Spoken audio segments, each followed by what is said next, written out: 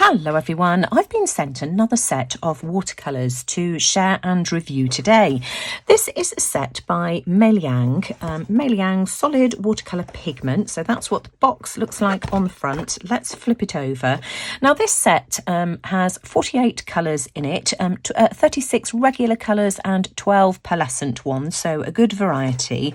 They say that the set is made with gum arabic, finely ground with pigment, has high colour concentration and good transparency. So let's take a look inside the box. This is what the palette looks like. So we've got this pinky purple metal tin with the thumb hook on the back as well. So let's open this up and see what we've got inside.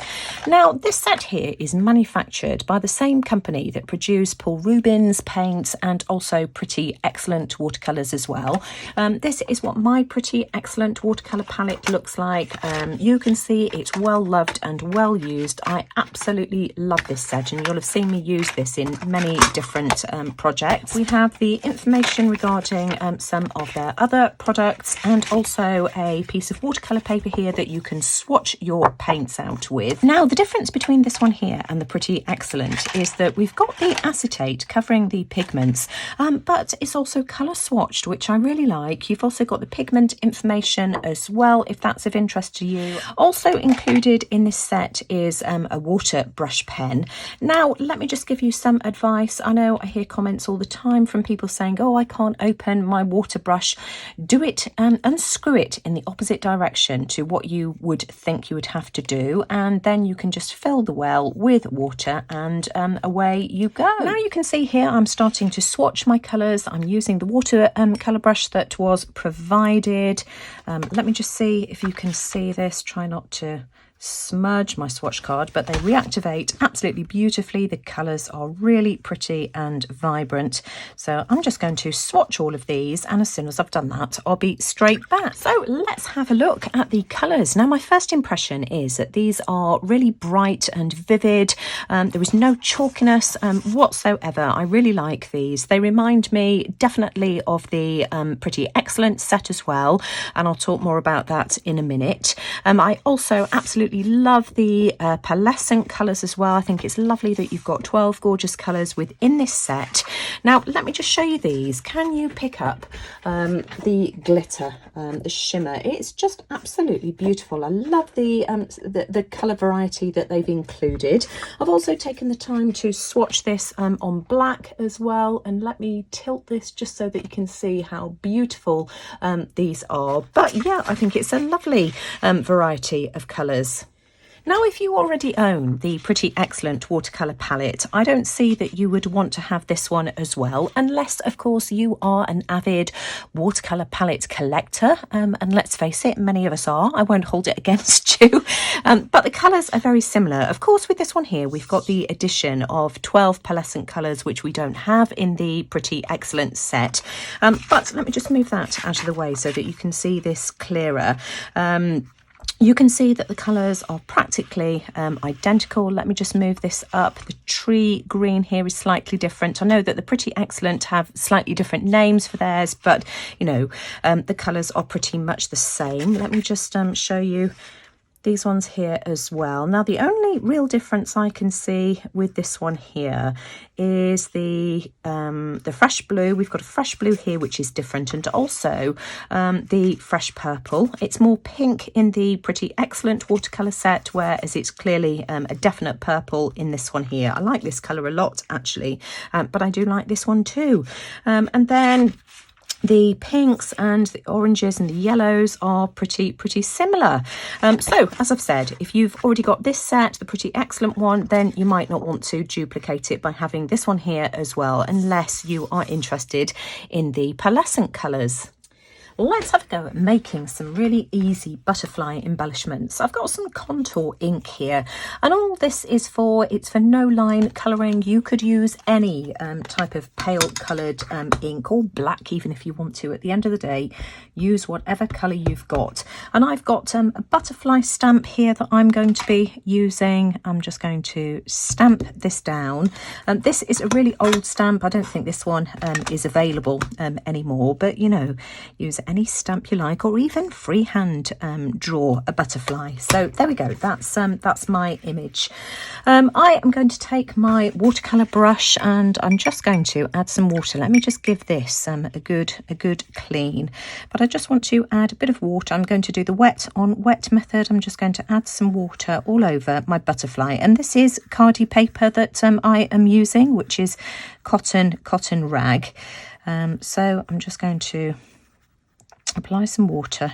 I'll do one side first and then I think I'll do the other, otherwise the water's just going to dry too quickly. I'm just checking as well to make sure that I don't have any puddles of water, and I'm going to start off by using, I've got my colour palette here, and I am going to start off by using some of the Prussian blue, which, let me have a look, 1 2 3 4 is this colour here. So I'm just going to wet that with my water brush, and I'm just going to drop some paint in here and hope that that will spread a little bit. If I go over the lines, I'm not too worried about that, because I am going to be cutting these out to use them for embellishments. But that's really pretty. I like that colour a lot. I'm just going to rinse that completely off my brush now, and I'm just going to spread that out, and you can see now that it's getting lighter as we get further down the butterfly. Then I want to add some of the olive green, so this olive green here. So again, I'm just going to add a little bit of water in here, and I'm just going to dip this into the bottom. I think those two colours together are gorgeous. So let's just tap that in as well. Here we are. And then I'm just going to rinse the colour off in my jar of water, and again I'm just going to spread that out, coming all the way up to the top, and I can overlap that blue as well if I want to. So I like the fact that we've got the darker colours around the edges, and now those two are starting to blend. That's really pretty. I'm going to do exactly the same thing on the other side. Then I want to use, what shall I use? Shall I use Payne's Grey, or shall I use black? I think I'm going to use Payne's Grey. So that's this colour here, and I'm just going to paint the body of my butterfly. Payne's Grey is not quite so sort of drastic and harsh as black, so just a little bit more subtle, and that's just lovely, isn't it? And then I can just set that off to one side for that to dry. Shall we do another one? You can see I've just stamped myself another butterfly. I'm going to try it with a brush this time. I'm going to use, let's have a look, let's choose the colours, fresh purple and cadmium yellow. So those are the two colours, and that's these two colours here. Yep, I'm just about in frame. So let me just add a touch of water here to activate those two colours. Let's add the water. You could, of course, start off with dry paper and do the wet on dry method, but I like the way that it spreads. So let's, oh, and you see that one's really granulating. That's just really pretty. I like that a lot. Let's just tap a bit more on here, rinse off my brush. And let's bring that down so that we've got a contrast. And then try the yellow. So let's tap the yellow on around the outside. Rinse off my brush and just spread out that colour, bring it up into the purple as well. Let's add a bit of yellow ochre and see what happens. Now you see that's a beautiful combination with the purple.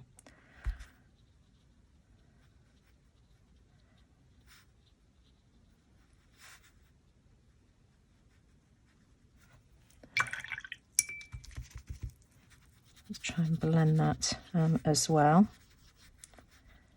And then I'm going to use the Payne's Grey again, just to add the body of the butterfly. And I'm just going to paint a few of these, and then when they're dry I can cut these out, and I've got some butterflies to use for embellishments.